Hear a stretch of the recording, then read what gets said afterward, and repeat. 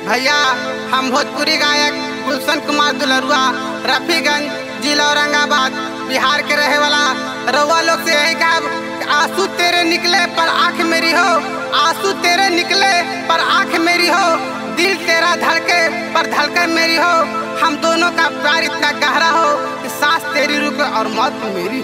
जियो रहल भैया।